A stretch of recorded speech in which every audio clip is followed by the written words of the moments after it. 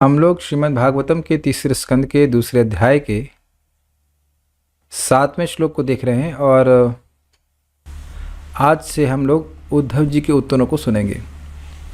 अब तक आप सुनते आए कि विदुर जी ने यदुवंशियों के, भगवान कृष्ण बलराम के यदुवंशियों के और पांडवों के कुशल क्षेम के बारे में औत्सुकता व्यक्त करी प्रेमवश। उन्हें पता था कि सब लोग कहाँ क्या हैं, लेकिन फिर भी पूछे थे। और ये प्रश्न सुनकर के विदुर जी, जो पहले से ही मूर्छा में थे, पहले प्रश्न सुनकर उनकी मूर्छा भंग हुई। प्रश्न सुनने के बाद उनको भगवान से विरह हुआ, फिर मूर्छा में आ गए और भगवान के धाम चले गए। और भगवान के धाम से फिर वह उद्धव जी के प्रश्नों का उत्तर देने के लिए इस जगत में फिर से निर्लोकम पुनरागतः, ये सुना था आपने कल। अब वह भगवान कृष्ण के बारे में यह कह रहे हैं कि भगवान कृष्ण रूपी सूर्य अस्त हो गए हैं और इस कारण से काल रूपी अजगर ने हम सबको, हमारे ग्रह को, ग्रह मतलब हमारे घर को खा लिया है। तो मैं जिन लोगों के विषय में आपने कुशल क्षेम के, जिन लोगों की कुशल क्षेम के बारे में आपने पूछा, उनके बारे में क्या कहूँ।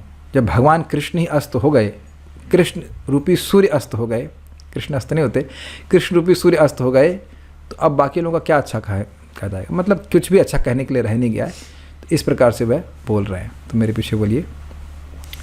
कृष्णद्युमणि निम्लोचे गीर्णेश्व अजगरेण वह, एक मिनट रुकी, मिस्टेक हुई।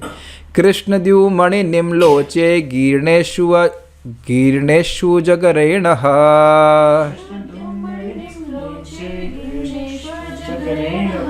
कृष्णद्युमणि निम्लोचे गीर्णेष्व जगरेण,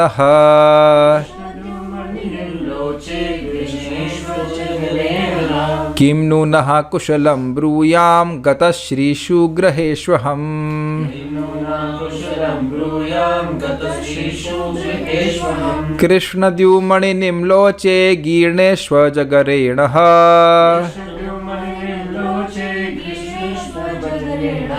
किं नु नः कुशलं ब्रूयां गतश्रीषु ग्रहेष्वहम्।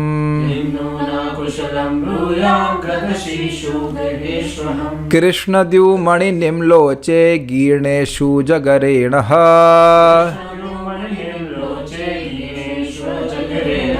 किं नु नः कुशलं ब्रूयां गतश्रीषु ग्रहेष्वहम्।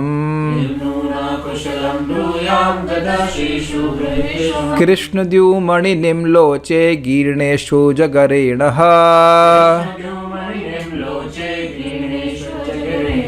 किं नु नः कुशलं ब्रूयां गतश्रीषु ग्रहेष्वहम्। कृष्णद्युमणि निम्लोचे गीर्णेषु जगरेण,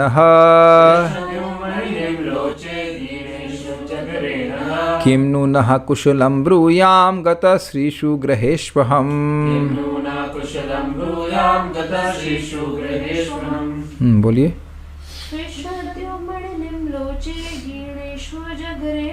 कृष्णद्युमणि निम्लोचे गीर्णेष्व जगरेण, थोड़ा जोर से बोलिए। किं नु नः कुशलं ब्रूयां गतश्रीषु ग्रहेष्वहम्। सब लोग साथ में बोलिए। कृष्णद्युमणि निम्लोचे गीर्णेषु जगरेण, किं नु नः कुशलं ब्रूयां गतश्रीषु ग्रहेष्वहम्।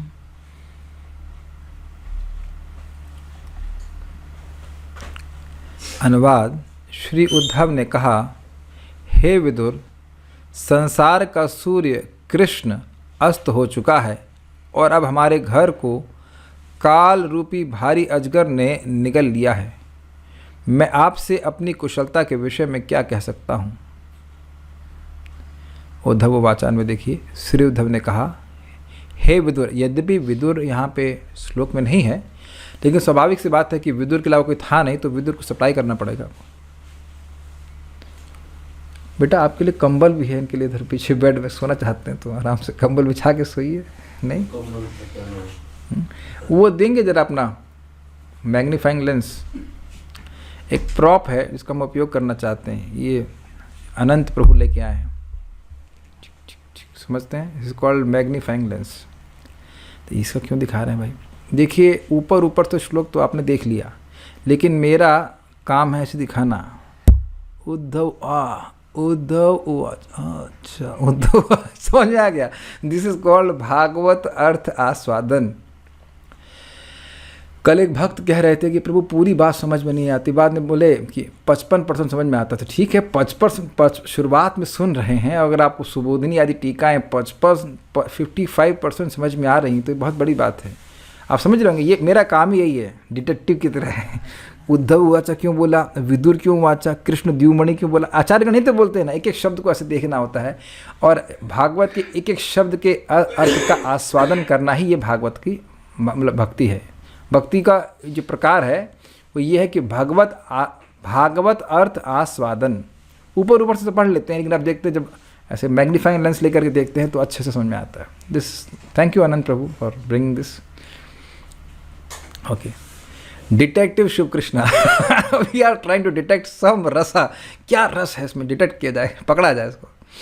चलिए, कृष्ण द्युमणि, कृष्ण भगवान श्री कृष्ण है और द्युमणि का मतलब होता है सूर्य। प्रभु के पास कोई फ़ोन नहीं है हमको दिखाने के लिए या कुछ? हाँ, और उतना दूर से दिख रहा है आपको। टाइम आप क्या आमला का जूस पीते हैं? बहुत तगड़ा लेंस है आपका, फ़ोन भी दिख रहा है वो इतनी दूर से। आप एक लैपटॉप का, अच्छा लैपटॉप, हाँ ठीक ओके। तो कृष्ण द्युमणि का मतलब हुआ कृष्ण रूपी सूर्य। अब इस बात को आप ध्यान से समझ लें, आप उनके संग बैठ सकते हैं पास में अगर हो सके तो। देखिए, ठीक है, दिखाई दे रहा, ठीक है, कि भगवान श्री कृष्ण को सूर्य की तुलना यहाँ पे की जा रही है। इसकी व्याख्या मैं भी नहीं करूँगा क्योंकि टीका में स्पष्ट बताया जाएगा, लेकिन सूर्य, एक पॉइंट पकड़ लीजिए, सूर्य अपनी स्वेच्छा से प्रकट होते हैं और स्वेच्छा से अस्त हो जाते हैं। जैसे इस समय सूर्य अस्त हो रहे हैं तो हम ये नहीं कह सकते अरे भैया सामने आओ जरा, थोड़ा रुक, भैया थोड़ा रुक, खाना खा लूँ 2 मिनट रुक जाओ, ऐसा आप नहीं कह सकते। जब सूर्य को अस्त होना है सूर्य अस्त होगा, सूर्य उदित होता है सूर्य उदित होता है। दूसरी बात, सूर्य के अस्त होने का मतलब यह नहीं है कि सूर्य समाप्त हो गया है। हर क्षण कहीं ना कहीं सूर्य उदित हो रहा है और हर क्षण कहीं ना कहीं सूर्य अस्त भी हो रहा है। इसको यहाँ बस इतना हिंट ले लें, बाकी तो टीका में पढ़ाऊंगा मैं, कि सूर्य जैसे कहीं ना कहीं उदित हो रहा है और कहीं ना कहीं अस्त हो रहा है, उसी प्रकार से भगवान की लीला नित्य ही कहीं ना कहीं हो रही है। इसीलिए हम लोग अभी कुछ दिन पहले चर्चा कर रहे थे, कल वाले में परसों में जब कर रहे थे, भगवान के लोक में चले गए फिर वापस आ गए, कल ही तो था ना। तो जब भी हम भगवान की लीला चर्चा कर रहे हैं तो वस्तुतः हम भगवान के संपर्क में होते हैं और जैसे आगे प्रगति करेंगे तो ये अनुभव करेंगे कि हम भगवान की लीला में ही हैं। तो एक व्यक्ति ने प्रश्न किया था, क्या कोई ऐसा व्यक्ति अभी है जिसने अनुभव किया हो? यहाँ बात आ रही तो हम बोल ही दे रहे हैं। परम पूज्य भक्ति तीर्थ महाराज अपने शरीर छोड़ने के समय परम पूज्य राधानाथ महाराज को बोले कि आप मेरे शरीर छोड़ने तक मेरे साथ रहिए। तो महाराज के बहुत सारे इंगेजमेंट थे, फिर भी 2 हफ्ते तक महाराज जी परम पूज्य भक्ति तीर्थ महाराज के साथ रहे। उनके बहुत अच्छे मित्र थे और उनके संग वो रात भर भगवान कृष्ण की लीलाओं की चर्चा करते, अगले दिन सुबह मंगलारती भी जाते। That is a qualifying statement. और वहाँ एक बार भक्ति तीर्थ महाराज एकदम से बड़े उत्साह से महाराज जी को पकड़ लिए, उनका हाथ पकड़े, बोले we have made it Maharaj, we have made it, we have made it, we have made it. तो महाराज के क्या कहना चाहते हैं आप? तो कहते हैं कि जिन लीलाओं की चर्चा हम कर रहे हैं, मैं अनुभव कर रहा हूँ कि हम उसमें प्रवेश भी कर गए। अब ये बात तो बहुत आश्चर्यजनक है, हमारे लिए तो थ्योरी ही होगी, लेकिन श्रील प्रभुपाद की कृपा से महाराज जी को ऐसा अनुभूति प्राप्त हुई। That was his realization. इसीलिए जो व्यक्ति भगवान की कथाओं को सुनता है, लीला कथा को सुनता है, कम से कम प्रत्यक्ष रूप से यह अनुभव होता है कि उस क्षण के लिए तो उसका शोक, मोह और भय नष्ट हो जाता है कि भगवान की उपस्थिति वहाँ पे होती है। तो इन कथाओं के माध्यम से व्यक्ति भगवान का संपर्क प्राप्त करता है। हम कहाँ चले गए थे? हाँ, हम बात ये कह रहे थे कि भगवान सूर्य के समान कहीं ना कहीं लीला कर रहे हैं। तो जिस भी लीला की बात हो रही है वो कहीं ना कहीं घटित हो रही है। अब इस समय भी ये श्लोक कहीं ना कहीं विदुर जी बोल रहे होंगे, उद्धव जी बोल रहे होंगे विदुर जी को किसी न किसी ब्रह्मांड में। अब ये सब बातें बिल्कुल श्रद्धा से स्वीकार कीजिए, ये ऐसा ही है जैसा बताया जा रहा है। हम लोग अपने मन से नहीं कह रहे हैं। भीष्म पितामह के बारे में सुना था, जब भीष्म पितामह जी शरीर छोड़ दिए तो वहाँ लिखा है कि सोचे कि तो ब्रह्म में लीन हो गए, लेकिन ब्रह्म में लीन नहीं हुए। भगवान के अन्यत्र कहीं लीला चल रही हो, उस लीला में भीष्मदेव फिर प्रवेश कर गए। ये और अभी क्लियर समझाऊंगा जब टीका में पढ़ाएंगे। अभी बात को समझ लीजिए कि भगवान श्री कृष्ण सूर्य के समान है, बहुत अर्थ में सूर्य के समान है। सूर्य प्रकाश देता है, अंधकार का नाश करता है, भूत प्रेत को भगा देता है, उस भी हम सुनेंगे। कृष्ण सूर्य स्वेच्छा से प्रकट होता है, इत्यादि इत्यादि। इस कारण से कृष्ण रूपी सूर्य निम्नलोचे ह अस्त हो चुका है। ह शब्द का अनुवाद यहाँ पे प्रभुपाद जी कैसे किए हैं, जब देखें ह शब्द का अनुवाद कैसे किए हैं। प्रभुपाद ने कहा है ह भूतकाल में, मतलब ये सूचित करने के अब ये कार्य, ये घटना हो चुकी है। और ह शब्द को आश्चर्य में भी कहा गया है। कितने आश्चर्य की बात है कि भगवान चले गए, आश्चर्यजनक रूप से चले गए, विभिन्न प्रकार की यदुवंश के सहार आदि लीला को करते हुए। क्योंकि पिछले श्लोक में हमने सुना कि उद्धव जी विस्मित थे भगवान की लीला चातुरी को स्मरण करके। निम्नलोचे का मतलब हुआ अस्त हो गया। नह गतः श्रीषु गृहेषु, नह मतलब होता है हमारे, गतः मतलब चले गए, श्री मतलब सौभाग्य, और ग्रह मतलब हमारे घर। घर हमारे घर सहित, सह मतलब सहित, सौभाग्य को अजगरेण गिरणेशु, काल रूपी अजगर ने निगल लिया है। समय आया और उसने इस सारा कुछ हमसे छीन लिया। अब इससे तो यह प्रतीत हो रहा है कि भगवान काल के अधीन है। काल के अधीन भगवान नहीं है, ऐसा ये शोक में कह रहे हैं। भगवान अगर चाहें तो भगवान आज भी लीला करते रह सकते हैं। ऐसा नहीं है कि भगवान बाध्य है इसी समय आने के लिए और बाध्य है इसी समय जाने के लिए। मान लो आज भगवान अवतरित होना चाहें तो, अरे भैया एक अभी कलयुग में तुम्हारा टाइम नहीं है भाई, तुम कहाँ से अवतरित हो रहे, भाई भागो यहाँ से, ऐसा कोई नहीं कह सकता है। Is it not?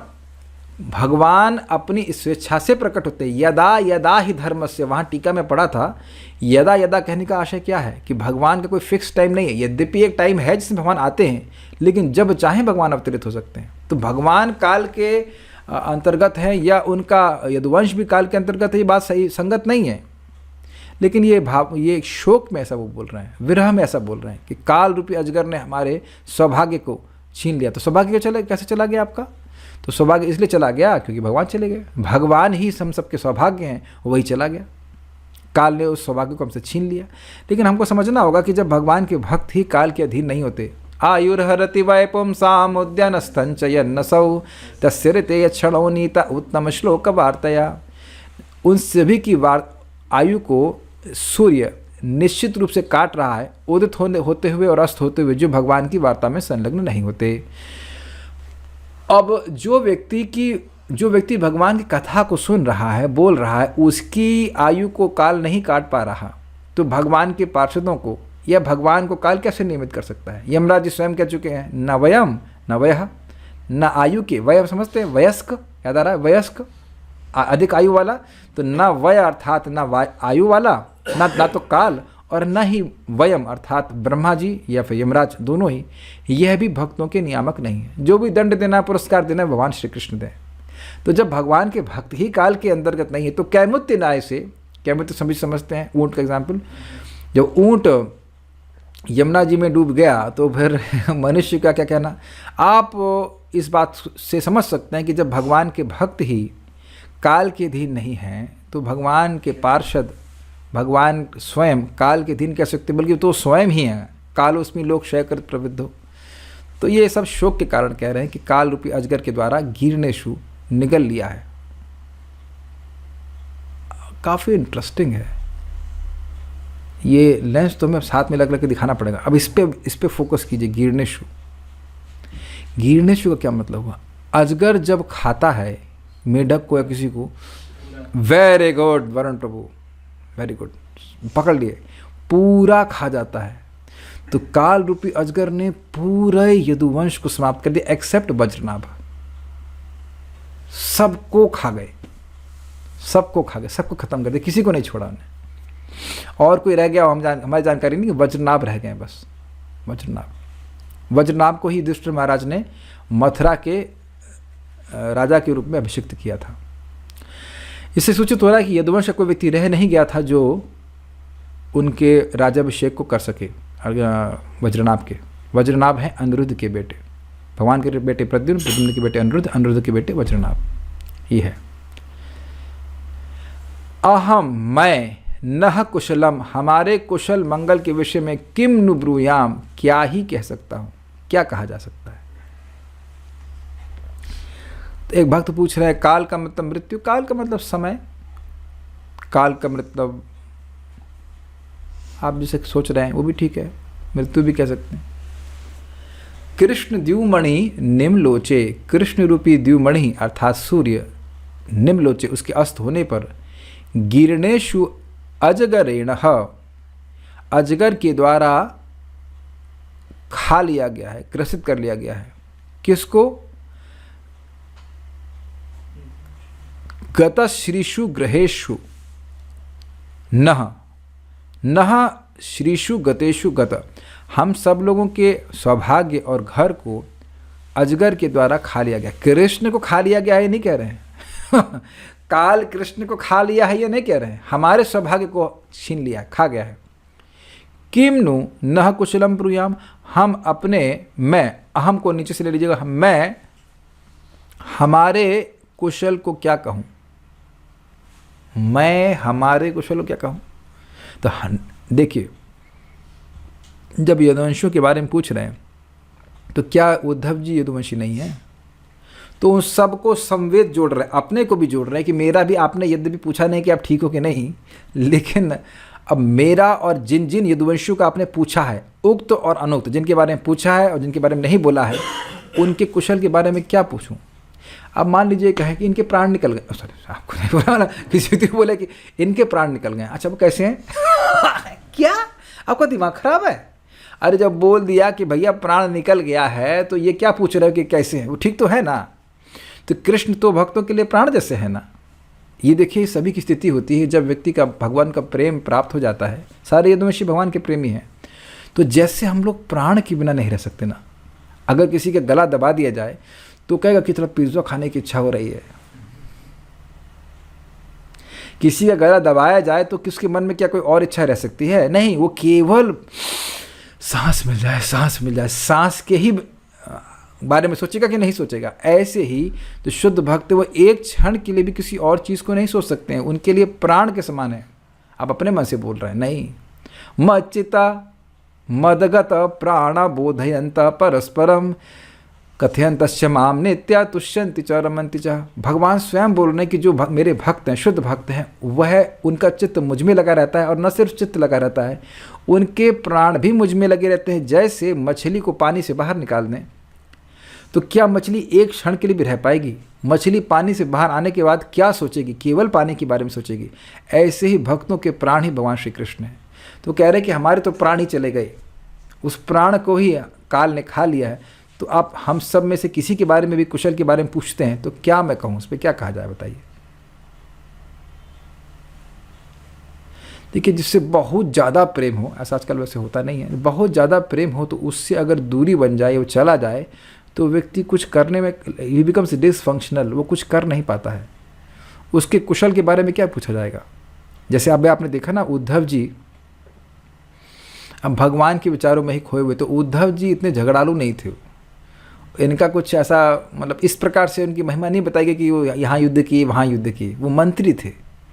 लेकिन अन्य यदुवंशी लोग तो बहुत युद्ध में प्रवीण थे, झगड़ालू नहीं थे लेकिन क्षत्रिय थे उस तरह से।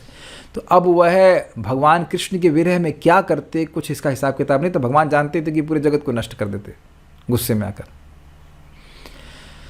जैसे यहाँ पे जो व्यक्ति गुस्से में आकर के अपना फ़ोन फोड़ देता है, फ़ोन ने क्या किया? फ़ोन ने कुछ नहीं किया, लेकिन गुस्से में आकर से फोड़ देता है, वो बौखला जाता है। तो भगवान इसीलिए यदुवंश का संहार करवा दिए थे, खुद ही करवा दिए थे।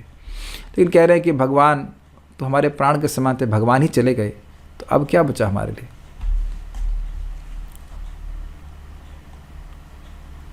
तो नेक्स्ट देखते हैं। श्रीधरी भगवान श्री कृष्ण के विरह से संतप्त होते हुए उद्धव जी ने कहा, श्री कृष्ण रूपी द्युमणि अर्थात सूर्य के निम्नलोचे अर्थात अस्त हो जाने पर अजगरेण अर्थात काल रूपी महासर्प के द्वारा गीर्णेशु अर्थात जिनको निगल लिया गया है, इस प्रकार के नह अर्थात हमारे गृहेशु। अब गृहेशु का क्या अर्थ है? गृहेशु अर्थात आपके द्वारा जिनका कुशल पूछा गया है, ऐसे बांधवों का। अब ये बड़ा इंटरेस्टिंग है, मैं कौन सा कुशल बतलाऊं? ह शब्द यहाँ आश्चर्य के लिए। अब बहुत मजेदार बात है, घर गृहस्थी में रह रहे हैं, मैं गृहस्थी में हूं कि नहीं? अच्छा, जो लोग, मैं जब ब्रह्मचारी आश्रम में था तो जो मेरे रूम में, कभी आप लोग भी आए हैं ना, 1-2 बार कभी आए थे, तो वहाँ भी यही सुविधा है ना, जैसे मैं यहाँ पे रहता था, एक बेड था, एक लैपटॉप था, कैमरा था। तो अगर फॉर एग्जांपल रेवती मान लीजिए घर चली जाए, तब भी आप ये मानेंगे ना कि गृहस्थ है, नहीं जाना मतलब मैं बोल रहा हूँ कि 2 दिन के लिए मम्मी को देखने जाए, तब भी आप मानेंगे ना हम गृहस्थी में हैं, तब भी मानेंगे, भाई स्वाभाविक से होता है। तो रहने की सुविधा तो वही है, एक हीटर है, एक कुर्सी रहती करती है, ऐसे इज इट नॉट सेम ना? तो जब व्यक्ति अपने पारिवारिक संबंधियों के संग रहता है तब उसको गृह में गृहस्थी कहा जाता है। न गृह गृहमाशु गृहिणी गृहम उच्यते, घर को ग्रह नहीं कहा जाता है, गृहिणी को घर कहा जाता है। और साधु सन्यासी लोग भी तो फ्लैट में रह रहे हैं कि नहीं रह रहे हैं, तो उनको भी गृहस्थ कहेंगे, घर में रहने वाले। तो गृहेशु का मतलब संबंधी, कुटुंबी। अब ब्रह्मचारी लोग कुटुंबियों के संग नहीं रहते हैं। हमको बहुत अच्छा लगा था। देखिए, आप इस श्लोक को देखते, बेटा वो दे ही दो please, I will use this prop again and again. आप इस श्लोक को ऊपर ऊपर से देखते और ये लेंस नहीं लगाते, गृहेशु तो आपको ऊपर ऊपर से, हाँ गृहेशु मतलब घर। तो आपको क्या लगता है कि ये यदुवंशी लोग क्या अपने पैलेस से आ सकते हैं? क्या वो पैलेस से आ सकते हैं? ना, वो पैलेस की बात नहीं है। यहाँ गृहेशु का मतलब है कि वो जो घर में रहने वाले, उनके जो संबंधित है, उनके बारे में बोले, उनको ग्रस लिया है। यद्यपि भगवान स्वयं बोले थे कि 1 हफ्ते के बाद समुद्र इस द्वारका को लील जाएगा। तो अब द्वारका तो नित्य है, द्वारका और वृंदावन धाम आदि तो प्रलय में भी नष्ट नहीं होते, तो ये समुद्र कैसे खा गया? तो ये सब केवल भगवान की बाह्य लीला है, द्वारका कभी नष्ट नहीं होता है। तो पॉइंट इज दैट कि गृहेशु का मतलब है जिन कुटुंबियों के, जिन बांधवों के बारे में आपने पूछा है, उनको अजगर खा गया सब। उनकी क्वेश्चन के बारे में क्या पूछ रहे हैं? अब एक इंटरेस्टिंग बात है, जैसे मैंने को बताया ना, किसी के प्राण निकल गए हों और ये पूछो ये कैसे हैं, तो आपको आश्चर्य नहीं होगा। अरे भाई, उनका प्राण निकल गया है और आप उनके कुशल के बारे में पूछ रहे, इसलिए करें हाँ। हाँ शब्द आश्चर्य के लिए है। विदुर, उद्धव जी को बड़ा आश्चर्य हो रहा है कि विदुर जी जानते ही होंगे कि इस सब का भगवान तो चले गए हैं। और एक रुचिकर बात है कि ये बात तो पूरे विश्व में व्याप्त होगी ना कि भगवान कृष्ण अपने धाम को चले गए। तो ये भी उद्धव जी जानते हैं भाई, बृहस्पति प्राकतयनम प्रतीतम, बृहस्पति के प्रख्यात शिष्य हैं, क्यों जानते हैं कि विदुर जी को भी पता ही है ये सब बात। और विदुर जी केवल प्रेमवश पूछ रहे हैं ये सब बातें। ऐसा मत सोचिए उद्धव जी को नहीं पता, सब पता है उनको सब बातें। हम एज्यूम कर सकते हैं उन्हें पता होगा, सब बहुत बुद्धिमान लोग हैं वो। तो वो आश्चर्य प्रस्तुत कर रहे हैं कि यह कैसा प्रश्न कर रहे हैं। और मान लो न भी पता होता तब भी आश्चर्य प्रस्तुत करता व्यक्ति।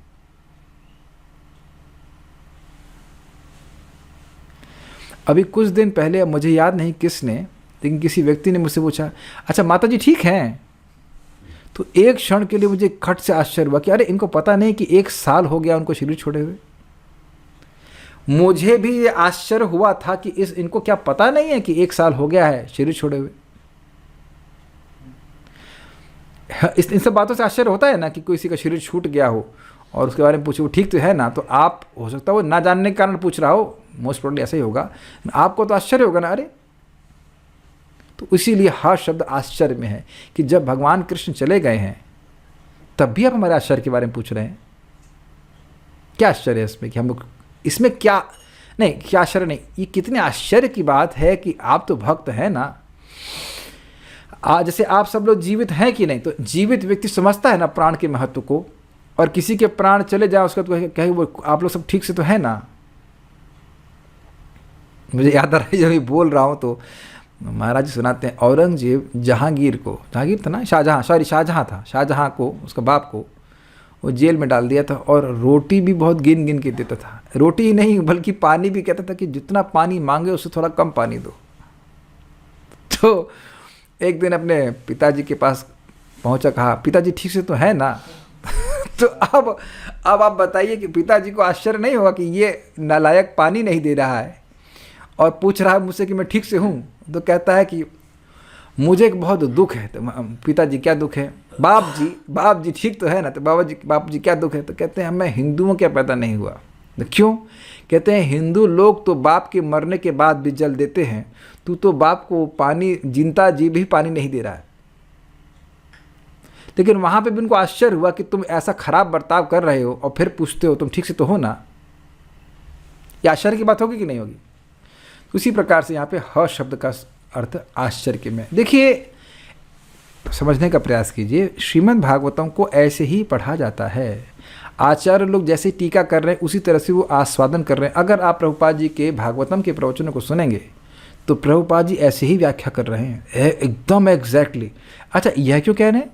अच्छा, वह क्यों कह रहे हैं? ये आचार्यों की शैली है, प्रश्न उठाते हैं और उस प्रश्न का उत्तर स्वयं देते हैं, क्योंकि प्रश्न जैसे उठाया जाएगा आपका मन वहाँ सोचने लग जाएगा कि क्या उसका उत्तर होगा। जैसे आपको बहुत रोचक घटना बताएं, आज मैं शेव करा के आया तो नाई लोग कुछ बात कर रहे थे, यहाँ अस्पताल खुल गया है, वहाँ अस्पताल खुल गया, तो तुरंत जब मेरा यहाँ की शेव हो गई तो हम बोल सकते हैं उससे पहले खतरा था, तो हम बोले कि अच्छा ये बताइए कि कहीं मृत्यु का भी अस्पताल है? और अद्भुत बात था कि हॉस्पिस के सामने ही हो रही थी शेविंग। कहते हाँ ये हॉस्पिस है। हमने कहा ये मृत्यु का अस्पताल नहीं है, एक सेंस में नहीं है, क्योंकि मृत्यु को नहीं रोक सकता है। तो कहते नहीं, फिर सारे नाई जो थे पार्टी वो बड़े बुद्धिमान थे, सही में बुद्धिमान। कहते नहीं, मृत्यु का तो कोई अस्पताल नहीं है। तो फिर मैं उनको समझा रहा था कि भगवान गीता में बताते हैं, भगवद गीता पढ़े? कहते नहीं हम पढ़े नहीं। तो सुन रहे थे मेरी बात को कि जन्म कर्म चमे विद्यम इत्यादि। भगवान जन्म और कर्म की दिव्यता को जो समझता है वो शरीर छोड़ेगा लेकिन दोबारा शरीर नहीं धारण करेगा, इसलिए उसकी मृत्यु को हमेशा के लिए वह रोक देगा। यह ज्ञान मृत्यु को हमेशा के लिए रोक देगा। तो वो काफ़ी कुछ बात समझ रहे थे। मैं क्यों बोलने लगा था ये बात? हाँ, तो मैं ये बोला कि जब मैंने प्रश्न किया तो वह सोचने लगे कि मृत्यु का हॉस्पिटल। तो इस प्रकार से आचार्यगण प्रश्न उठाते हैं, हक का क्या मतलब है, इसका क्या मतलब है, तो व्यक्ति सोचेगा इसका क्या मतलब है, तो फिर वो उसका उत्तर देंगे तो उसकी रुचि बनती है भागवत में। और नहीं तो ऊपर से पढ़ के चले जाएंगे तो हाँ होता रहे, हाँ हो पा हो का हो, क्या फर्क पड़ता है कि नहीं? ऐसी बात है। ये प्रभुपाद जी का वाक्य है कि एक भागवतम के श्लोक पे आप 1 महीना विचार कर सकते हैं। इनके साथ बोला कि हम लोग स्लो चल रहे हैं, तो I am telling you this points. Sarartha Darshini शोक से व्याकुल विदुर को आश्वासन देने हेतु सर्वप्रथम उद्धव सिद्धांत का वर्णन करें। अब आप लोग को मजा आ जाएगा। ये टीका इतनी अद्भुत है ना कि बस हद हो गई। जब मैंने इसकी पहली लाइन पढ़ी तो हमने कहा भाई सिद्धांत क्या वर्णन करें? आप लोग को सिद्धांत लग रहा है इसमें?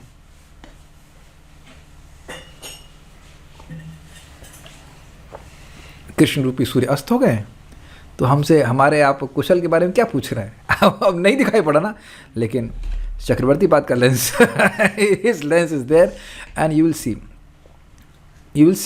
Will be mesmerized, amazed. कैसे भगवान के जन्म का और कर्म की दिव्यता का वर्णन इस श्लोक में है। सिद्धांत जो भगवान की जन्म और कर्म की दिव्यता के संबंध में है उसका वर्णन यहाँ पे। You will be surprised, amazed. ध्यान से सुनिए। अपनी बाह्य स्थिति द्वारा उद्धव कृष्ण विरह से संतापित सभी लोगों की दुर्भाग्यपूर्ण स्थिति को व्यक्त करते हैं। जैसे उद्धव जी कह रहे हैं, देखिए जैसे मैं आपको दिख रहा हूं ना भगवान की विरह से व्याकुल, ऐसे सभी लोग, सभी भक्त भगवान के विरह से व्याकुल हैं। किनके? तो खैर बहुत से लोग तो शरीर, बहुत से क्या यदुवंश तो पूरे शरीर छोड़ दिए थे, और उस समय पांडव लोग थे क्योंकि जब ये विदुर जी लौट के आते उसके बाद होता है। लेकिन इनके कुशल के बारे में क्या पूछूं मैं, क्या बोलूं? आप मेरी हालत नहीं देख रहे हैं कि भगवान के विरह से मैं कैसा हो रहा हूं। उद्धव जी की बाह्य स्थिति को लक्षित विदुर जी ने किया था ना।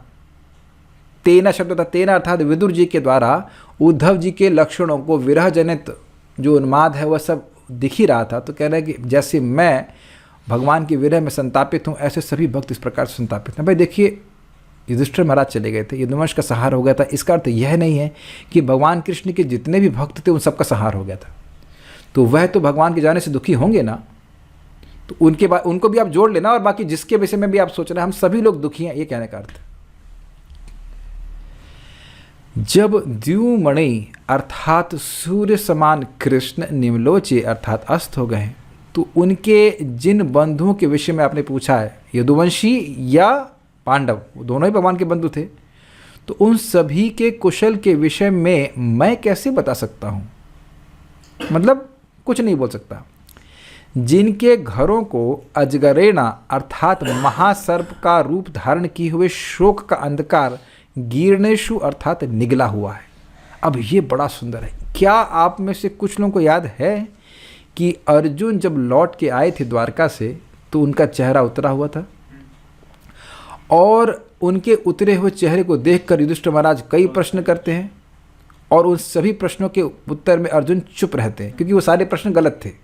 वो केवल अनुमान किया जा रहा था कि तुमने ऐसा कर दिया, कहीं हार गए क्या, क्या कुछ हो गया ना। तो फिर वह भांप गए कि क्या भगवान श्री कृष्ण इस धराधाम को छोड़ गए, इसीलिए तुम इस प्रकार से शोक संतापित हो। तुम्हारा चेहरा तो एक मुरझाए हुए कमल के समान लग रहा है। ये सब युधिष्ठिर महाराज बोले हैं। तो वहाँ पे अर्जुन जी 2-3 श्लोक, जहाँ तक मुझे स्मरण आ रहा है, 1-2 या 3 श्लोक बोल करके फिर एकदम चुप हो जाते हैं, वह कुछ नहीं बोलते। तो देखिए, शोक घर में व्याप्त है, इसका क्या मतलब है? क्या दिवाली शोक करती हैं? जो आनंद भगवान कृष्ण की वजह से था, उनकी उपस्थिति के कारण था, वो आनंद ही श्री था। श्री समझ रहे हैं? सौभाग्य। धन वास्तविक सौभाग्य नहीं है। जीवात्मा का सौभाग्य है कि वह आनंदित हो, और आनंदित जीवात्मा भगवान के संपर्क के द्वारा प्राप्त होता है। ये बात आप सब समझते हो। तो कह रहे हैं श्रीषु गीर्णेशु, ये शब्द था ना, श्रीषु गृहेशु गीर्णेशु अजगरेणा। हमारे घर के सौभाग्य को इस अजगर ने खा लिया है। तो ये अजगर कैसा है? शोक रूपी अजगर। आपने देखा है कि कोई व्यक्ति शोक से संतापित है तो उसका सारे सुख को वह शोक रूपी अजगर खा जाता है। कभी आप ऐसे अवस्था में गए हैं जहां पे किसी की मृत्यु हुई हो? किसी घर में मौत होती है तो वहां कोई अब टीवी नहीं देख रहा होता है, मातम मना रहा होता है। बहुत अच्छा, जब मूड में है, अच्छा ही प्रॉम्प्ट दे रहे हैं, मातम मना रहा होता है। घर के सभी लोग दुखी होते हैं। कोई मुस्काना भी चाहे तो मुस्काना नहीं चाहेगा, वो लोग मुस्काने नहीं देंगे। बूढ़ा मरने पे भी नहीं होता है कि नहीं? और किसी का जवान व्यक्ति मर जाता तो बहुत दुखी हो जाएगा। उस जवान से भी बहुत प्रेम होता हो ऐसा नहीं है, लेकिन जवान व्यक्ति मर गया इसलिए व्यक्ति दुखी रहते हैं। तो भगवान श्री कृष्ण तो सभी के अत्यंत प्रेमास्पद है, प्राण से भी अधिक प्रिय है। प्राणेश्वर इत्यादि कहा जाता है, प्राणनाथ कहते हैं भगवान को। वह चले गए हैं तो युधिष्ठिर महाराज, पांडव आदि सभी और बाकी जितने भी हैं, जो बचे भी हैं जीवित, वह भी दुखी हैं। ध्यान दीजिएगा आप इस बात को कि यदुवंशी में कोई मातम मनाने के लिए बचा ही नहीं।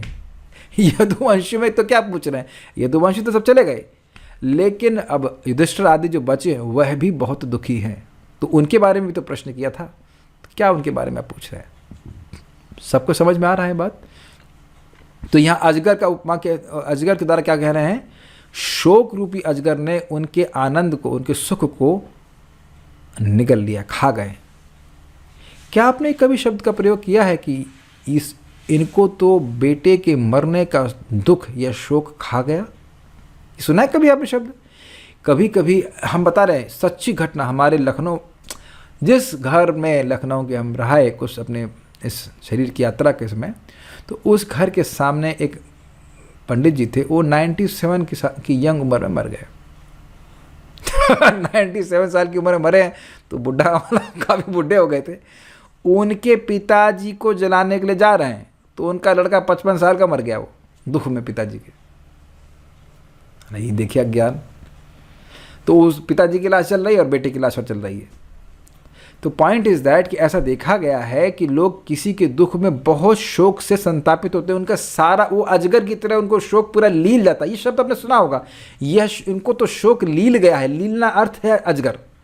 वो भाषा आपने सुनी हुई है, उसको यहाँ देखने का प्रयास कीजिए तो समझ में आ रहा है। अजगर दूसरा अर्थ क्या है? एक काल लिया गया, और दूसरा अजगर क्या अर्थ ले रहे हैं? शोक रूपी अजगर उनके सारे सुख को खा गया। एक बात समझने का प्रयास करें। एक भागवत का एक शब्द है, भागवत शब्द नहीं, एक भक्ति का अंग है,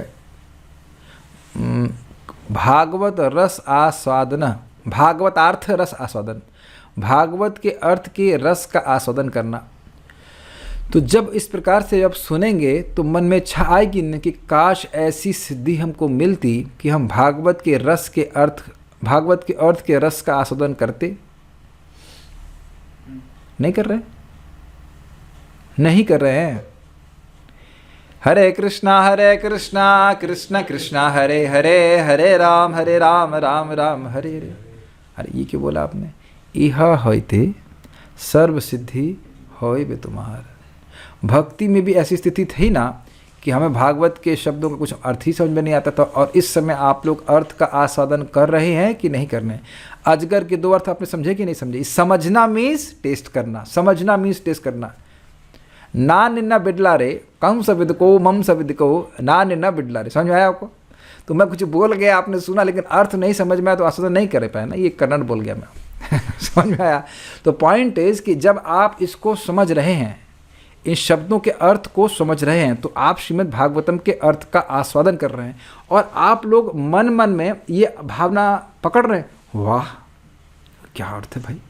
याद है आप कल बोले थे, नहीं कल जब तीव्र वाली बात आई थी, तीव्रे न भक्ति युग न, तीव्र जैसे तलवार की धार होती है, तो तुरंत आपके चेहरे पे एक्सप्रेशन होता, ओह अच्छा तो जैसे ही मन में अरे अच्छा तो ये आया, मतलब आप भागवत के अर्थ का आस्वादन करने लगे। ये महान भक्ति है, ये भगवान की प्रेम प्राप्त कराने वाली। मैं आपको नोटिस कराना चाहता हूँ कि आप लोग ऑलरेडी भागवत के अर्थ के आस्वादन में समर्थ को जागृत कर चुके हैं भगवान के नाम की कृपा से ही। तो जो लोग साधना कर रहे हैं वो समझ पा रहे हैं इस बातों। Everyone is catching this points. जब इन अर्थों को आप समझ रहे हैं तो एक आग्रह उत्कंठा है कि अच्छा अगली लाइन में क्या होगा, अगले तात्पर्य में क्या होगा। ये दुनिया में सबको समझ में नहीं आ रहा है। ये एक सामर्थ्य, एक सिद्धि है जो भगवान ने आपको दी है, क्योंकि आप नामोच्चारण करते हैं। और ना नामोच्चारण करें, देखिए सब ऊपर से जाए, कुछ नहीं समझ में आएगा उसको, बल्कि वो वही देखेगा कि कुछ जोक तो नहीं मारा जाए क्लास में। वो क्लास में जोक ढूंढेगा, कुछ हास्य ही ढूंढेगा। पर रियल टेस्टिंग मीन्स इन शब्दों के अर्थ को का आस्वादन करना, उनको समझना। अच्छा अब देखिए, सूर्य से भगवान श्री कृष्ण की उपमा क्यों दी जा रही है। एक विशेष स्थान पर कोई सूर्य देवता को ज्योति चक्र में स्थित तथा उनके सारथी आदि परिकरों सहित अस्त होते हुए देखता है। यानी सूर्य अपने परिकरों सहित अस्त हो रहे हैं, यानी सारथी हो गए उनके। अरुण नाम है ना उनका, अरुण। तो अरुण उनके सारथी हैं, तो भाई वो कहाँ से गायब हो गए। किंतु किन्हीं अन्य स्थानों पर लोग सूर्य को सूर्योदय, पूर्वाहन मतलब कि दोपहर के पहले ना, एवं दोपहर की स्थिति में देखते हैं। पूर्वाहन का मतलब क्या हो, दोपहर के पहले होगा आई थिंक, और दोपहर की स्थिति में देखते हैं। इसी प्रकार जब श्री कृष्ण जो अपने लीलामृत में जगत को निमज्जित कर देते हैं, गोकुल, मथुरा तथा द्वारका आदि धामों में अपने परिकरों सहित एक ब्रह्मांड से अंतर्धान होते देखे जाते हैं, तब उन्हें अन्य ब्रह्मांडों में जन्म, रास, नृत्य, कंस वध तथा रुक्मिणी से विवाह आदि की लीलाएं करते हुए देखा जाता है। ये स्पष्ट समझ आ रहा है। तो अब आप देखिए क्यों उद्धव जी ने सूर्य का उदाहरण दिया, क्योंकि ये एक सिद्धांत को बता रहा है कि भगवान श्री कृष्ण की लीलाएं नित्य हैं। इससे विदुर जी को इतनी टीका की जरूरत नहीं है। वो द्युमणि बोलते ही उनको याद आ जाएगा, अरे तो कृष्ण तो सूर्य के समान है, कृष्ण की लीलाएं तो हमेशा चल रही हैं, उनका शोक का कुछ निवारण होगा। ये टीका शुरू हुई थी इस तरह से। अब आप देखिए कितना गंभीर बात है। एक शब्द, केवल एक शब्द द्युमणि से भगवान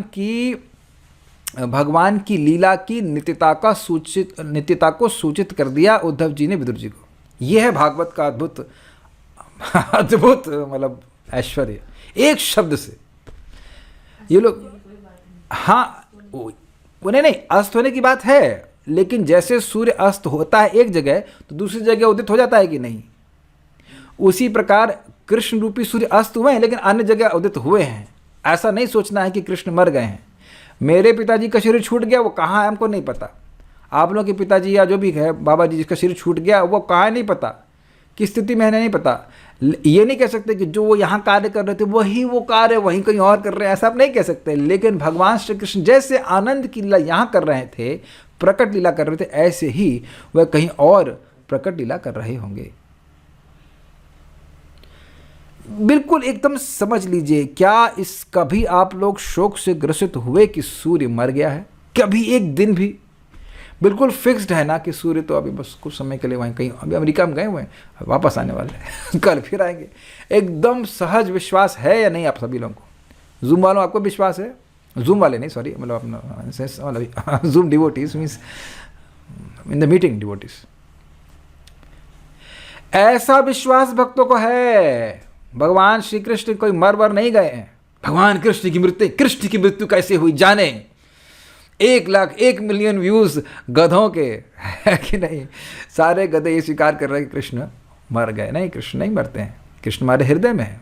कृष्ण वहाँ बात होते हैं जब भक्तों की चर्चा, भक्तों उनके बारे में चर्चा करते हैं, और कृष्ण नित्य लीला अपनी करते ही रहते हैं। इस समय भी कृष्ण कहीं लौट रहे होंगे ब्रज की लीला में, या किसी असुर को मार रहे होंगे, इत्यादि इत्यादि इत्यादि। थोड़ा इसको और समझें, और गहराई से समझें। जैसे हर क्षण कहीं सूर्य अस्त हो रहा है और उसी क्षण कृष्ण सूर्य कहीं ना कहीं उदित हो रहा है, कहीं दोपहर का समय है, कहीं इवनिंग का समय, एक ही क्षण एक ही समय में हो रहा है कि नहीं? उसी प्रकार से भगवान श्री कृष्ण जैसे ही यहाँ पूतना को मारते हैं तो किसी दूसरे ब्रह्मांड में पूतना को मारते हैं, फिर वहाँ मारना खत्म हुआ दूसरे ब्रह्मांड में मारते हैं। ये नहीं सोचना आप कि यहाँ की पूरी लीला समाप्त करने के बाद वहाँ जन्म लेते हैं। ये बहुत बड़ी मिस्टेक थी, मेरे को डाउट रहता था इस बात में। लेकिन उपमा को समझ रहे हैं ना, यहाँ पूरा सूर्य अस्त होने के बाद उदित नहीं होता है कहीं। क्या सबको समझ में आ रहा है बात? जैसे ही यहाँ अस्त हो रहा है वैसे ही कहीं उदित भी हो रहा है। जैसे ही सूर्य हर क्षण कहीं ना कहीं उदित हो रहा है, कहीं कहीं दोपहर में है, कहीं अस्त हो रहा है, ऐसे करके है। Is it all happening all the time simultaneously? ऐसे ही भगवान श्री कृष्ण की लीलाएं एक ही साथ, एक के बाद एक कह सकते हैं, क्रम से अन्य अन्य ब्रह्मांड में होती हैं। तो ऐसा नहीं कि यहाँ पूरी 125 साल बीत गए अब दूसरे ब्रह्मांड में जाएंगे, इतने ब्रह्मांड के नंबर ही नहीं आएगा फिर।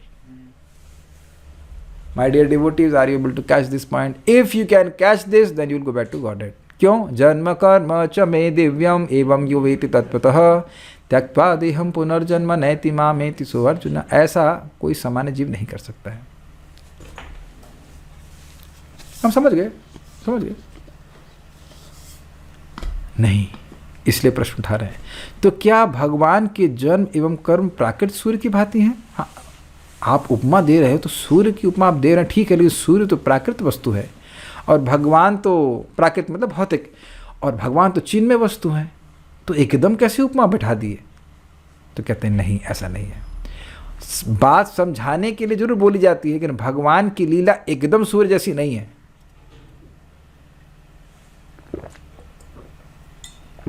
कोई भी उपमा का एक डायमेंशन होता है, कोई भी उपमा एक लिमिटेशन होता है। जैसे भगवान की किसी बात को बोला जाएगा कि भाई भगवान की आंखें कैसी हैं, और उनकी आंखें कमल जैसी हैं, तो कमल मुरझा जाता है। तो जैसे कमल धूप में मुरझा जाता है, तो भगवान भी जब धूप में जाते होंगे तो आंखें उनकी मुरझा जाती हैं तो ये मूर्खता होगी ना।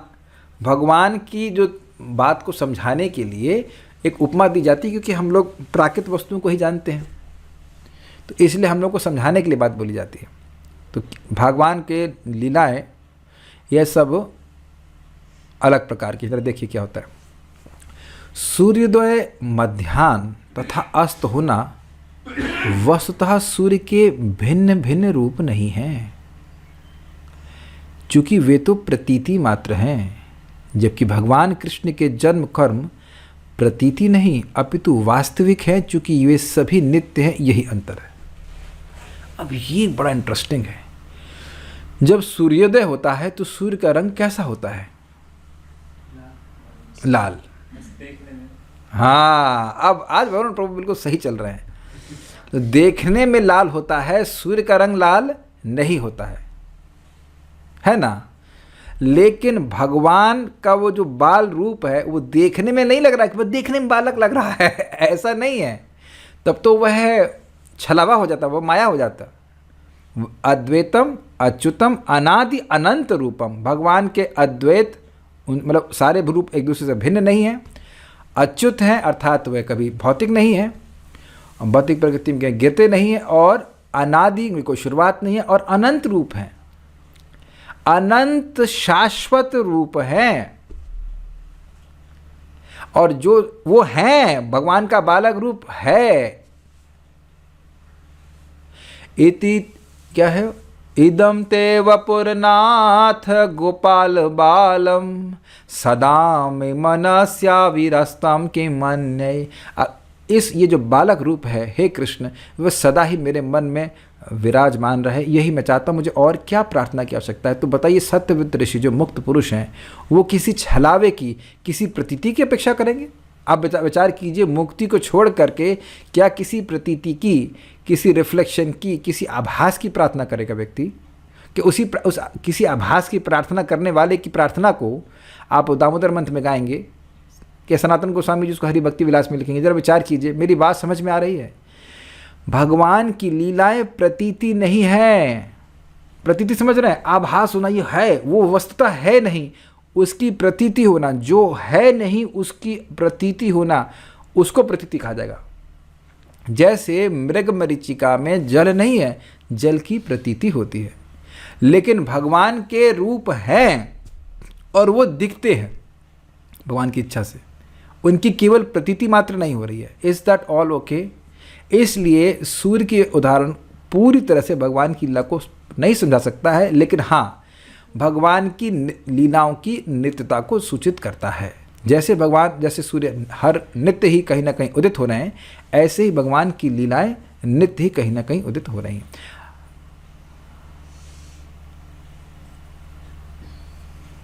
ठीक है।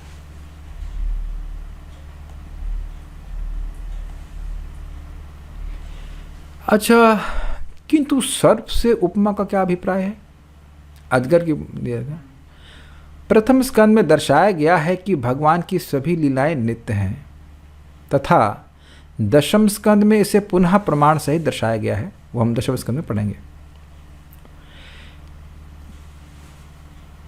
ये प्रथम स्कंद में कहाँ दर्शाया गया है? एक बात तो मुझे स्मरण आ रही है, वहां पे जब भीष्म पितामह का प्रयाण आ रहा था, वहाँ पे बताया गया कि भगवान श्री कृष्ण की लीलाएं नित्य हैं, वहीं पे बताया गया था मुख्य रूप से, और भीष्मदेव उन्हीं नित्य लीलाओं में प्रवेश किए। मुझे तो यहीं पे याद आ रहा है, और कहीं बताया गया हो तो मुझे याद नहीं, लेकिन वहाँ पे स्पष्ट रूप से चर्चा आई थी कि भगवान की लीला नित्य हैं। जब भीष्मदेव ने शरीर छोड़ दिया तो वहाँ आसपास के ऋषि वैसे ही चुप हो गए जैसे सूर्य के अस्त होने पर पक्षी चुप हो जाते हैं, पेड़ पे शांति से बैठ जाते हैं। तो वहाँ पे क्यों बोला? कैसे पक्षी अज्ञ होते हैं, वो ये सोचते हैं कि सूर्य समाप्त हो गया है, लेकिन सूर्य तत्क्षण कहीं और भी उदित होता है, वे पक्षी नहीं जानते। उसी प्रकार से भगवान की लीलाएं अन्य जगह भी हो रही हैं, लेकिन और भीष्म पितामह उस लीला में प्रवेश कर गए, लेकिन जो पक्षी हैं, जो ऋषि मुनि थे, वह सोच रहे हैं कि भीष्म पितामह जी तो शरीर छोड़ गए या ब्रह्म में लीन हो गए, ऐसा करके विचार कर रहे हैं। एक तो बात यहाँ पे याद आ रही है, और बाकी मुझे याद नहीं आ रहा कहाँ पे है।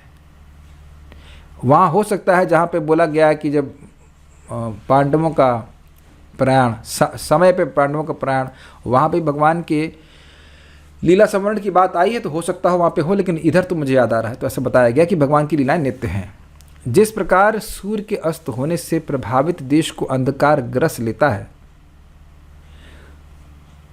कमल मुरझा जाते हैं, क्योंकि कमल केवल सूर्य के प्रकाश में ही खिलते हैं, चक्रवाक पक्षी विलाप करते हैं, तथा चोर, डाकू, राक्षस एवं प्रेत आदि हर्षित होते हैं, उसी प्रकार श्री कृष्ण के अंतर्धान द्वारा ब्रह्मांड अजगर रूपी दुख द्वारा ग्रस लिया जाता है।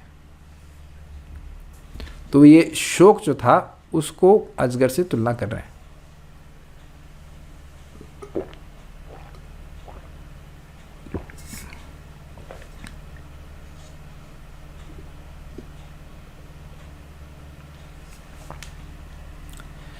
साधु पुरुष निस्तेज हो जाते हैं। तो जरा पकड़े, ब्रह्मांड के सुख को अजगर ने खा लिया, दुख रूपी अजगर ने। साधु पुरुषों के तेज को खा गया। कृष्ण अनुरागी भक्तजन विलाप करते हैं, भक्तजनों के सुख को खा गया। सर्प की उपमा दे रहे, पूरे खा गया। धर्म के नियामक देवता अनवस्थित हो जाते हैं, तो देवताओं की शक्ति को, धर्म संस्थापन की शक्ति को खा गया, तथा भगवत बहिर्मुख अधार्मिक जन हर्षित होते हैं, यानी उनके भय को खा गया। उनका जो भय था कि हम अधर्म नहीं कर सकते हैं, वह उसको भी खा गया। इसलिए अजगर की उपमा दी जा रही है। यह उद्धव द्वारा उक्त गीर्णेशु आदि से सूचित होता है। कितने लोग क्या क्या खा गया, जरा देख लीजिए भाई। ब्रह्मांड के दुख को खा गया, ब्रह्मांड के सुख को खा गया, ये अजगर रूपी दुख।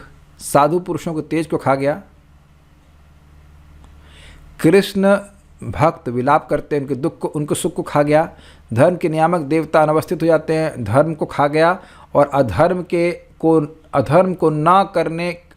को करने के भय को भी खा गया।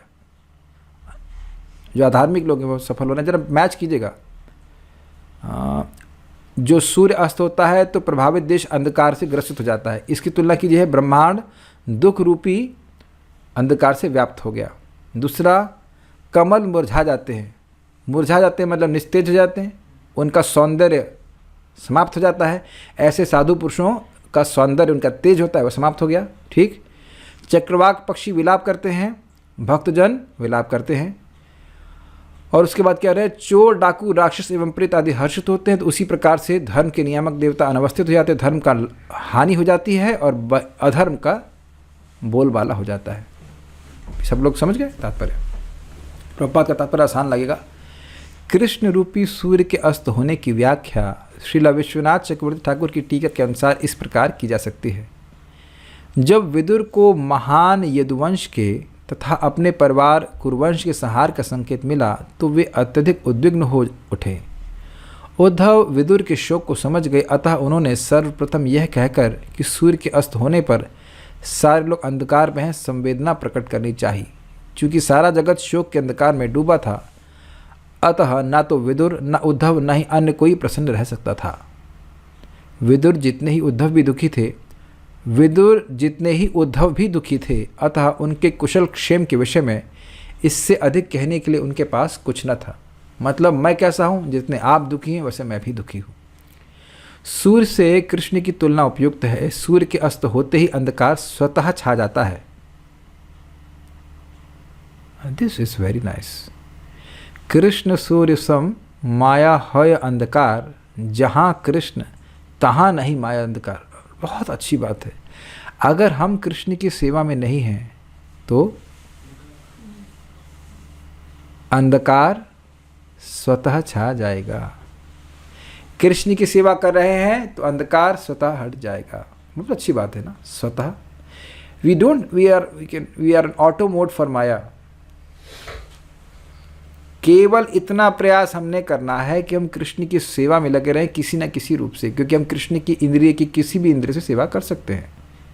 अपनी किसी भी इंद्रिय से हम भगवान कृष्ण की किसी भी इंद्रिय की सेवा कर सकते हैं। Is it not? भोजन बना रहे हैं, हाथ से सेवा कर रहे हैं, कहीं परिक्रमा कर रहे हैं या और कुछ भगवान की सेवा कर रहे हैं, तो ऐसे हम सूर्य के प्रकाश में रहते हैं, कृष्ण रूपी सूर्य के प्रकाश में रहते हैं। लेकिन जैसे ही भगवान की सेवा को छोड़ते हैं तो अब अलग से अंधकार के लिए प्रयास नहीं करना होता है।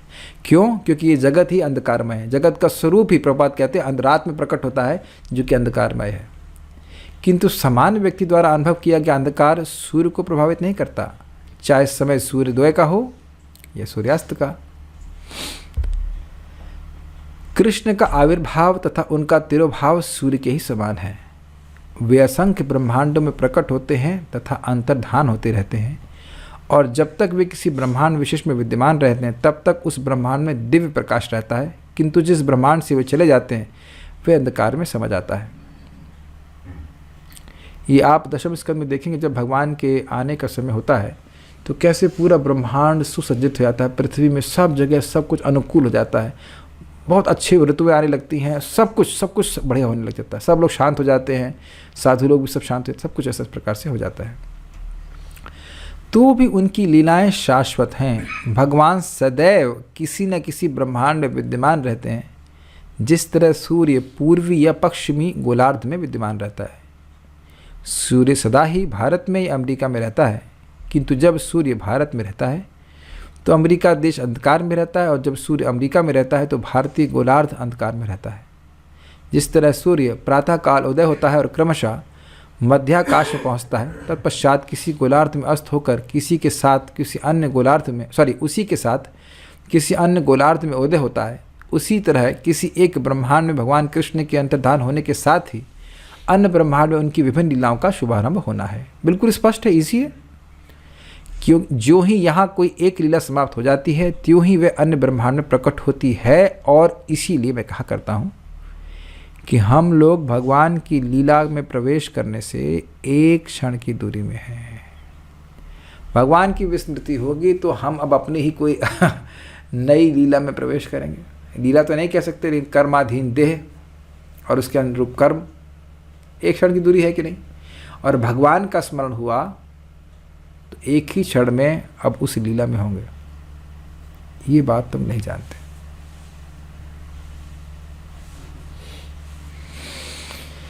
इस तरह उनकी नित्य लीलाएं निरंतर चलती रहती हैं। जिस तरह सूर्योदय 24 घंटों में एक बार होता है, उसी तरह एक ब्रह्मांड में कृष्ण की लीलाएं ब्रह्मा के एक दिन में संपन्न होती हैं। यद्यपि भगवान की लीलाएं सभी ब्रह्मांडों में चल रही हैं, ऐसा कह दिया प्रभुपाद जी ने, लेकिन प्रभुपाद जी समझा रहे हैं कि एक ब्रह्मांड में एक ही बार मौका लगता है। जैसे सूर्य कहीं ना कहीं उदित हो रहा है, लेकिन एक जगह में केवल एक ही समय में वह उदित हो रहे होते हैं। भगवद गीता में ब्रह्मा के एक दिन का विवरण 4 अरब 30 करोड़ सौर वर्ष दिया गया है, किंतु भगवान जहाँ भी उपस्थित रहते उनकी समस्त विविध लीलाएं नियमित अंतराल पर होती रहती हैं, जैसा कि शास्त्रों में बतलाया गया है। इसकी व्याख्या मैं ऑलरेडी कर चुका हूँ कि यहाँ लीला समाप्त हुई, तुरंत दूसरी लीला दूसरे ब्रह्मांड में शुरू हो जाती है। सूर्यास्त के समय सर्प प्रबल होते हैं। सूर्य अस्त होने के समय चोरों को प्रोत्साहन मिलता है, भूत प्रेत सक्रिय हो जाते हैं, कमल म्लान हो जाते हैं अर्थात निस्तेज हो जाते हैं, और चक्रवाकी पक्षी विलाप करने लगते हैं। उसी तरह भगवान कृष्ण के तिरुभाव से नास्तिक प्रफुल्लित होते हैं और भक्तगण दुखी होते हैं। तो ये तभी आपने टीका में पढ़ ही लिया था, तो उम्मीद है कि बातें आपको समझ में आई होंगी। So stop here. कोई प्रश्न किसी भक्त तो है नहीं। तो ये जो इस श्लोक का मुख्य पॉइंट था चक्रवर्ती पाद की टीका का, वो ये था कि भगवान श्री कृष्ण की लीलाओं के सिद्धांत को बता रहे हैं और इसके द्वारा वह सूचित कर रहे हैं कि वस्तुतः भगवान की लीला नित्य हैं। यद्यपि हम लोग को अनुभव हो रहा है कि भगवान रूपी सूर्य अस्त हो गए, लेकिन सूर्य से कहने से यह आशय हो गया कि भगवान की लीलाएं नित्य हैं, तो वस्तुतः शोक का अवकाश नहीं है। ये बात बड़ी अजीब सी है। खुद शोकाकुल है, लेकिन अब फिलॉसफी सिद्धांत सोचेंगे तो नहीं, शोक नहीं है, भगवान मर नहीं गए। ऐसा नहीं कि आप भगवान से कभी नहीं मिलोगे। जरा सीन चेंज कीजिए। जिन पिता की माता की मृत्यु हो गई है उनसे कभी आप होप करते हो, कैन यू होप एवर कि उनसे दोबारा मुलाकात होगी? अब विचार कीजिए कि भक्त लोग, the devotees are dreaming beyond death. हम मृत्यु के बाद का स्वप्न नहीं, वास्तविकता है, उसके बारे में सोच रहे हैं कि हाँ ये शरीर छूटेगा, छूटना ही है, छूट ही रहा है और एक दिन छूटेगा, और जब हम परफेक्ट हो जाएंगे तो भगवान की लीला में प्रवेश कर जाएंगे। और देखा जाए तो हम लोग भगवान की लीला में पहले से ही हैं। हम यद्यपि संघर्ष कर रहे हैं, लेकिन चैतन्य महाप्रभु की लीला अभी भी चल रही है। संकीर्तन आंदोलन का प्रचार हो रहा है और उसमें हम सब लोग कहीं ना कहीं अपना संघर्ष कर रहे हैं। जैसे कि कुरुक्षेत्र के युद्ध में जो लोग युद्ध कर रहे थे उनको पता नहीं था कि ये भगवान की लीला है। दुर्योधन जब द्रौपदी का अपमान कर रहा था तो उसको नहीं पता चल रहा था कि भगवान की लीला है, जबकि भगवान तो उसमें प्रत्यक्षतः विद्यमान थे। उसको बताया भी गया था बेवकूफ़ को, अरे भैया स्वपुरिया मास्ते, ये द्वारका में रह रहे हैं, तब भी उस गधे को नहीं समझ में आया। अगर आप हरे कृष्ण मंत्र कर रहे हैं, ये मेरे भाई देखो, हम यहाँ अपने शब्द बोलने नहीं आए, हम एक नंबर के बेवकूफ़ हैं। हम पहली हमारी बुद्धिमानी ये है कि हम स्वीकार करें कि हम एक नंबर के बेवकूफ़ हैं। हम अपनी बात कुछ नहीं बोलते, हमें अपनी बात बोलने में इंटरेस्ट, मुझे अपनी बात सुनने में भी इंटरेस्ट नहीं है। I must tell you this, न तो मुझे अपनी बात सुनने में इंटरेस्ट है, न अपनी बात बोलने में इंटरेस्ट है। प्रभुपाद जी बिल्कुल सिंपल कहते हैं, जैसे हरे कृष्ण मंत्र महाप्रभु के समय में शक्तिशाली था, वैसे ही अभी भी शक्तिशाली है। हरे कृष्ण मंत्र को कमजोरी नहीं आ गई है, बुखार नहीं हो गया कि तुम्हारा उद्धार नहीं कर सकता है। अपराध मत करो, निरपराध नाम लैया पावे प्रेम धन, ये तो महाप्रभु कह रहे हैं। अपराध रहित होकर के नामोच्चारण करोगे, प्रेम मिल जाएगा। Is it okay? तो मैं ये बातें क्यों कह रहा हूँ? हम स्वयं हरे कृष्ण मंत्र कर रहे हैं, अपने जीवन में दिव्य परिवर्तन देख रहे हैं। ये महाप्रभु की कृपा है। जिसने भी हरे कृष्ण मंत्र को उच्चारण किया है उसने महाप्रभु की कृपा को प्राप्त किया। ये प्रभुपाद जी कह रहे हैं, मैं नहीं कह रहा हूँ, चैतन्य चरितामृत में स्पष्ट रूप से प्रभुपाद जी कह रहे हैं। तो महाप्रभु के समय में भी लोग नहीं समझ पा रहे थे कि वो उनकी लीला में है। Nobody, none of the devotees, जो शाश्वत पार्षद है गोलोक में भी कोई नहीं समझ पाता कि वो लीला में है। अब मेरे पास समय नहीं है, आएगा समय, बृहद भागवत में पढ़ाऊंगा, वहाँ पे स्पष्ट लिखा, वो लीला रिवाइंड होती रहती है, को पता है वहाँ पे लीला होती है, पूरी लीला पूरी फिनिश होगी, उसके बाद फिर से वही लीला होगी, फिर भी लीला हो जाएगी, फिर वही लीला होगी, और किसी को याद नहीं रहता ये तो हो चुका है। शाश्वत रूप से ऐसा हो रहा है। दिस इज, मैं चाहता हूँ मरने से पहले कम से कम भक्तों को बृहद भागवतामृत तो पूरी टीका सहित पढ़ा दूंगा, आप लोग का दिमाग खुल जाएगा। आप भी मरना मत, सुन के जाना, गीता के बाद पढ़ाऊंगा, you will B sir amazing. क्या गोलोक का वर्णन वहाँ पे सुंदर हुआ है, और पढ़ाने में और मज़ा आएगा, उसको बहुत मज़ा आएगा पढ़ाने में। जो भी है भगवान इच्छा पूरी कर देगी शायद। तो हम खाली बोल रहे हैं कि जो व्यक्ति लीला में है वह भी नहीं समझ पाता है कि वह लीला में। वैसे भी सृष्टि लीला में तो हम सभी लोग हैं ही, भक्ति करें या ना करें, लेकिन ये जो हरे कृष्ण मंत्र कर रहे हैं सब लोग, प्रचार करने का प्रयास कर रहे हैं, ये एक बिल्कुल विपरीत आंदोलन है जो इस जगत के आंदोलनों से बिल्कुल अलग है। बाकी सारे आंदोलन तो थोड़े असल में आंदोलित होकर के ठंडे पड़ जाते हैं, आंदोलनकारी भी और आंदोलन का विरोध करने वाले भी, है ना, लेकिन ये आंदोलन रुकने वाला नहीं है। और जो भी इसके संपर्क में आएगा सब भगवान के पास जाएंगे, गोलोक की प्राप्ति करेंगे। मैं सब बातें क्यों कह रहा हूँ कि already we are in past time. हम सभी लोग यद्यपि अनर्थों से जूझ रहे हैं, माया से जूझ रहे हैं, ये है वो है, लेकिन हम लोगों के द्वारा हरि नाम का प्रचार हो रहा है। सभी लोगों ने किसी न किसी को तो हरे कृष्ण मंत्र दिए होगा, अपने बच्चों को तो दिया ही आपने, पहले देह दिया, ये तो बहुत अद्भुत है, पहले देह दिया, उसका तो चलो हरे कृष्णा की करते, तो हरे कृष्णा दे रहे हैं, प्रसाद दे रहे हैं। We are all engage in that, is it not? आपके भाई ने सबको ही जोड़ दिया, इज इट नॉट? अब उनको लगा नहीं मैं तो भाई हूँ, मैं तो अपने पत्नी को हरि नाम कर रहा हूँ, दे रहा हूँ, ये सब तो कुछ लग नहीं रहा ना, कुछ विशेष नहीं लग रहा है। अर्जुन को भी कुछ विशेष नहीं लग रहा था, मार रहे हैं, बाढ़ मार रहे हैं लेकिन बाढ़ मार मार के सबको भगवत प्राप्ति करा रहे हैं। हता गता स्वरूपम, अर्जुन को नहीं मालूम चल रहा था कि मैं बाण मार रहा हूँ, सब लोग भगवान के धाम की प्राप्ति कर रहे हैं। उसी प्रकार से यहाँ हम लोगों को हरे कृष्ण मंत्र दे रहे हैं, भागवत दे रहे हैं, क्या जानते हैं कि कितनी कृपा कर रहे हैं, और उससे हम पर कितनी कृपा बरस रही है हम भी नहीं समझ पा रहे, और सामने वाले पे बरस रही है वह भी नहीं समझ पा रहे। इतना जरूर देख लेना चाहिए कि ऐसा कृष्ण भावना भावित जीवन शैली होती है, इसका तो हम स्वप्न भी नहीं देखे। एक व्यक्ति हाथ खड़ा कर दे कि वो स्वप्न में भी कभी सोचा होगा कि इस्कॉन मंदिर होता है और भागवत क्लास होती है, आप बैठे हैं भागवत क्लास में जप कर रहे हैं, जिस चीज़ को आप जिंदगी में जीवन में जी रहे हैं उसका स्वप्न भी आप कभी देखने का सामर्थ्य नहीं रखते थे। ये महाप्रभु का आशीर्वाद है। मैं समझा पा रहा हूँ? किसी को सपने आए कभी इस्कॉन आने के बाद नहीं, इस्कॉन आने से पहले इस्कॉन कुछ होता है? कौन इस्कॉन? ये किसकी बात कर रहे हैं आप? इस्कॉन होता है, भक्त होते हैं, कीर्तन होता है, कथा होती है, जो कि वास्तविक रूप से चल रहा है, उसका स्वप्न भी नहीं आया हमको। मतिर न कृष्ण पर तो स्तवा। तो हम बोल रहे हैं कि जब महाप्रभु की लीला में हैं, यानी जब भगवान श्री कृष्ण की लीला में हैं ही, गौर लीला में हैं ही, तो कृष्ण लीला में क्यों नहीं जाओगे? जो लोग महाप्रभु के आंदोलन में नहीं हैं वो गौर लीला में हैं कि नहीं हैं? क्या उत्तर? जो महाप्रभु के आंदोलन में नहीं है, हरे कृष्ण नहीं कर रहे हैं, वो महाप्रभु की लीला में हैं या नहीं है? वो महाप्रभु की लीला में नहीं है। जो लोग संपर्क में आ गए, चाहे वो ऐसे क्या ही हरे कृष्ण क्या है, वह भी संपर्क में आ गया। Try to understand this. We should try to bring more and more people in this. तो अब आप एक बताइए, जब एक बार लीला में आ जाते हो तो लीला के बाहर जा पाते हो? कभी जाने देंगे भगवान? आज तक मैं कभी बोला नहीं हूँ, लेकिन काटिए अगर सामर्थ्य काटने का। एक बार आप भगवान श्री कृष्ण की लीला में प्रवेश कर दिए तो भगवान जाने देंगे आपको बाहर? आपने पहले क्यों नहीं बताया? नहीं, ये सब बातें पहले नहीं बताते। एक बार जो महाप्रभु की लीला में आएगा उसको जाने नहीं दिया जाएगा। अच्छा, अगर मायम पड़ गया तो महाप्रभु शिखा पकड़ के, चल बेटा तू इधर पीछे आ जा, तो वापस आ। He will bring. This is amazing. ये हम अपने मन से नहीं बोल रहे कुछ भी। देखिए, जैसे अभी महाप्रभु भगवान के धाम अपने वापस चले गए थे तो कौन आए, क्या नाम है उनको, ये नरोत्तम दास ठाकुर जी। तो उनके समय भी लोग उनका विरोध कर रहे थे, यहाँ तक कि जब वो गोलोक चले गए तो उनको बोला, देखा ब्राह्मण नहीं था ये, और ब्राह्मणों को दीक्षा दे रहा था, तभी देखो जल्दी से मर गया, ऐसे बोल रहे थे। तो उन लोग पे दया करने के लिए वो अपनी चेता पे, मतलब अग्नि जो थी उसमें, वो खड़े हो गए वापस वो वापस आ गए। अरे उनकी हालत खराब हो गई, ये कौन है? फिर वो लोग उनसे दीक्षा लिए। तो उस समय भी लोग नहीं सोच रहे थे कि ये तो भगवान के पार्षद नहीं, लीला चल रही थी। श्रीवास ठाकुर को भी परेशान करते थे लोग, उस समय भी वो लोग नहीं सोच रहे थे कि लीला चल रही, तो नारद जी हैं। Is that okay? सबको समझ में आ रहा है? हम सभी लोग भगवान के अंश हैं, और हम ये नहीं कह रहे कि हम पार्षद हो गए, लेकिन somehow other with all our discrepancies we are in Mahaprabhu's pastimes. पृथ्वी त्याचे नगर आदि ग्राम, सर्वत्र प्रचार होए बे मोर नाम।